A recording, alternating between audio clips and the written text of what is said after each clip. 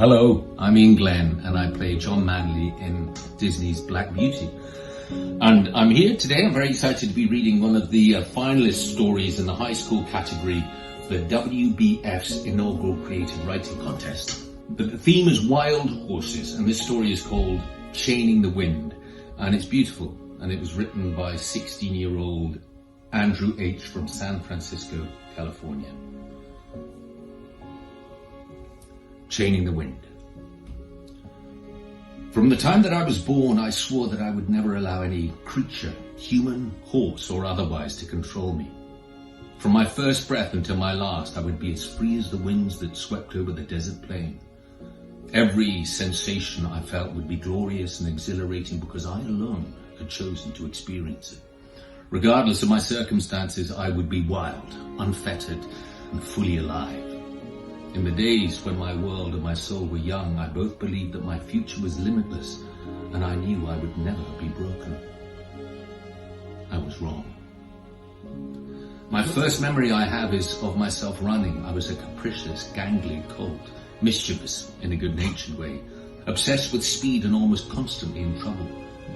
My mother, along with most of the other adults in our herd, kindly but firmly guided me. When I wasn't causing a ruckus, I spent my time frolicking in the vast plains that I called home. I raced the other foals, devoured as much food as possible, and swam whenever I stumbled upon lakes. Every moment of my existence was idyllic and wondrous. As unforgettable as my days were, I treasured the nights even more. After the herd had finished dinner and the slow, peaceful rhythms of dusk settled upon us, a change would come over the other horses and the landscape itself. The once bustling plains would become eerily silent and empty, their grasses and heaps of dirt brushed by a gentle evening breeze. The sky would be filled with a crimson hue, and the earth would be blanketed by a crystalline stillness, its features illuminated only by fleeting rays of light from the setting sun. While the transition from day to night was mesmerizing, it paled in comparison to the shift that occurred within the horses. The weary, reticent elders would suddenly come alive with the memories of their youths. Their plodding, sometimes cynical demeanors would change to ones of buoyancy, nostalgia.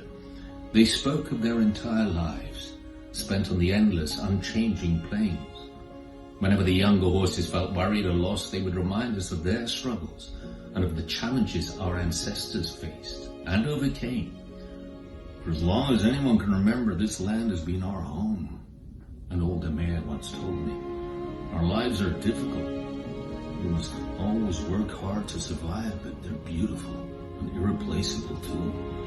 You see, these plains and this way of life aren't just features that complement our existence. They're part of our souls. Regardless of where life takes us, we'll always carry the memory of our home inside of us. This land doesn't belong to us, and yet it is ours. Always be proud of it. On that particular night, I stared into the starlit sky and made a wish. I asked for a life like the ones my ancestors led. I wished for health and happiness, and more than anything else, I was filled with a longing for the freedom to exist as I wanted to. My luck only held until I was 4 years old.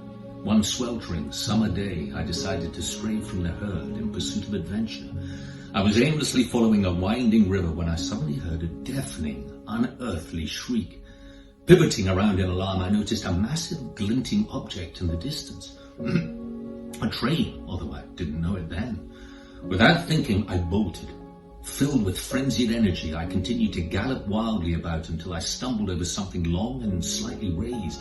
With a snort, I toppled over and fell painfully on my side. Panting, I rose slowly to my feet. However, because I didn't perceive any immediate threats, I decided to examine the object I had tripped on. It was unlike anything I'd ever seen. Several feet wide, but only a few inches high, the unnatural feature appeared to continue beyond the horizon. Its outer perimeters were marked by silvery rectangular pillars. Between these boundaries, rough wooden planks had been laid. For a brief moment, I was so befuddled by the railroad that I didn't move. I stared, transfixed. A sudden clang caught my attention. Seconds later, the tracks began to tremble violently as a cacophonous rumble filled the air. I raised my head and was met with a horrifying sight. The immense contraption I had seen earlier was hurtling towards me. A wave of terror crashed over me. Petrified, I attempted to flee, but I was so frightened that my legs simply buckled. For a few precious seconds, I lay sprawled on the ground, helpless in the face of imminent danger. In a desperate effort, I gathered my legs beneath me and hastily found my balance. Electrified by fear, I leapt away and blindly rushed forwards. Even so, I narrowly avoided being hit by the oncoming train.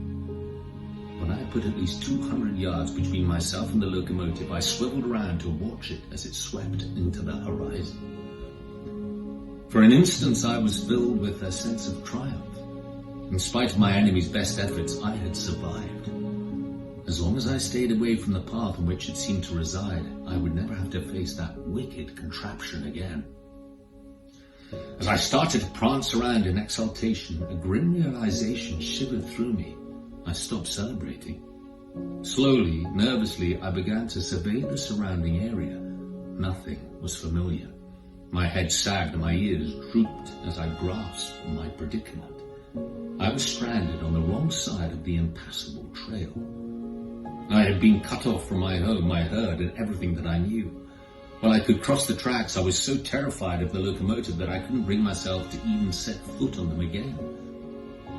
As I gazed longingly at the rolling plains that lay just beyond the tracks, I formulated a plan.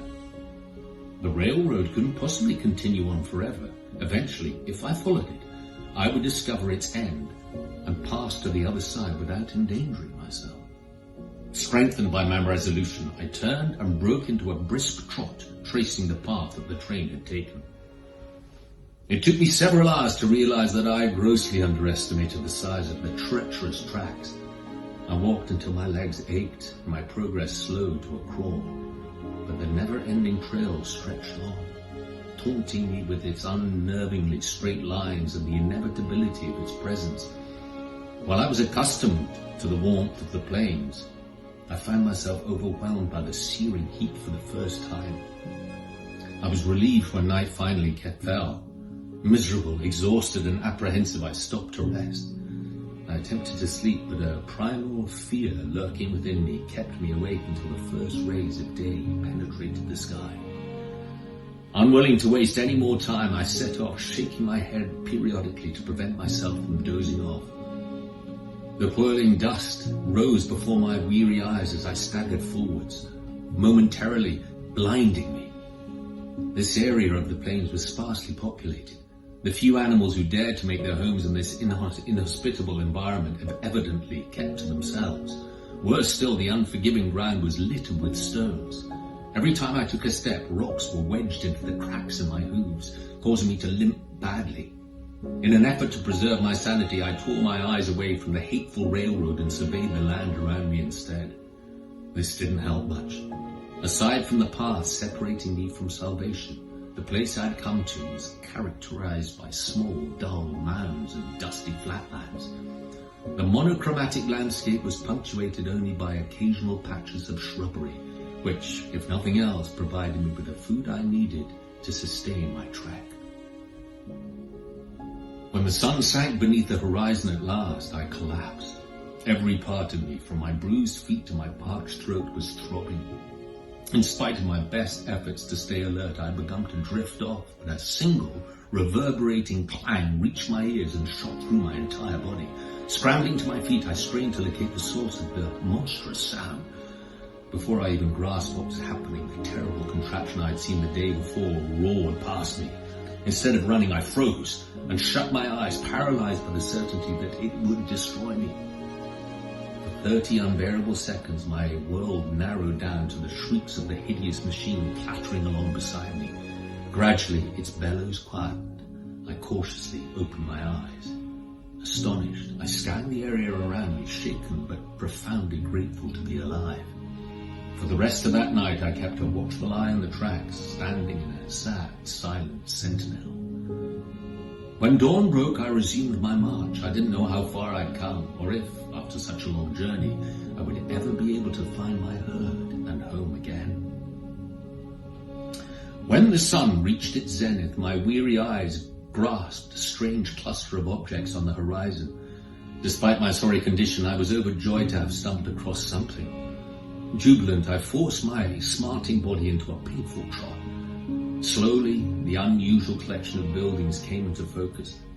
As I drew closer, I saw something that stopped me in my tracks. The horrible railroad ended before the dwellings. Just as I was about to cross over to safety, however, I noticed a flicker of movement. My excitement rapidly ebbed away. I shifted slightly and began to examine the buildings. Constructed of sturdy wooden planks and arranged in patterns that no animal I knew of could create, they bore resemblance to only two things: the terrifying train and the railroad. Unnerved, I jerked my head backwards as a lethal, malevolent yell erupted behind me. Whipping round as quickly as I could, I was greeted by the sight of 5 human beings. Stricken, I started to back away until one knelt down, beckoned to me, and extended an open palm. It was a glistening cube of sugar. There, little horse, he cooed, his voice as sweet as the delicacy in his hand. Don't worry, he ain't gonna hurt you. I was very suspicious. His kind, gentle voice didn't correspond with his tense demeanor. The smell of the sugar was far too tempting. Nervously, I approached the man and plucked the treat from his hand. For a moment, I munched quietly on the cube, savoring its rich flavor. Then, before I could even react, the man brandished the lasso he had been concealing behind himself and flung it around my neck. Completely caught off guard, I tried to pull away, but another man grabbed the rope and helped his companion to restrain me. I attempted to fight, but my long ordeal had taken a terrible toll on me. As I struggled against my 2 captors, the remaining men surrounded me, shouting madly and pounding me with sticks. Even in my weakened state, I put up a heroic battle until they finally subdued me. Ignoring my protestations, they dragged me inside a small wooden structure and shut the door, leaving me in total darkness. As I lay on the rough floor, battered and broken, a single, long-suppressed memory came to me.